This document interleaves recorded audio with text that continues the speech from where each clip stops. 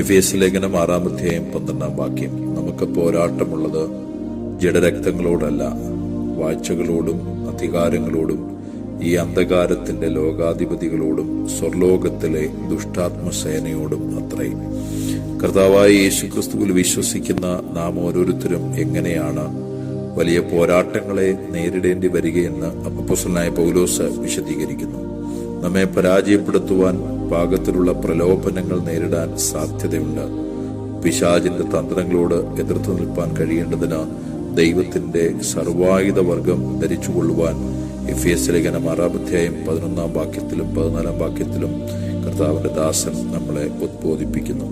നമ്മുടെ ബലഹീനതയും ദൗർബല്യവും മനസ്സിലാക്കുമ്പോഴുള്ള ഭയത്താൽ തകർന്നു പോകുന്നതിന് പകരം വിശ്വാസത്തിൽ മുന്നോട്ടു പോകുവാൻ പൗലോസ് അപ്പോസ്തലൻ വെല്ലുവിളിക്കുന്നു. കാരണം നാം നമ്മുടെ ധൈര്യത്തിലും ശക്തിയിലുമല്ല, ദൈവത്തിലാണ് ആശ്രയിക്കുന്നത്.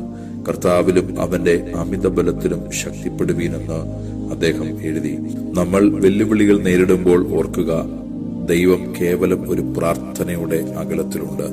അവിടെ നാം ഒറ്റയ്ക്കല്ല, നമ്മോടൊപ്പം യുദ്ധം ചെയ്യുവാൻ, നമ്മെ അതിൽ വിജയിപ്പിക്കുവാൻ നമുക്ക് മുൻപിലായി സ്വർഗത്തിന്റെ സാന്നിധ്യമുണ്ട്. നമ്മുടെ കർത്താവ് നമ്മുടെ കൂടെയുണ്ട്. നമുക്ക് നിരവധി പോരാട്ടങ്ങളുണ്ട്.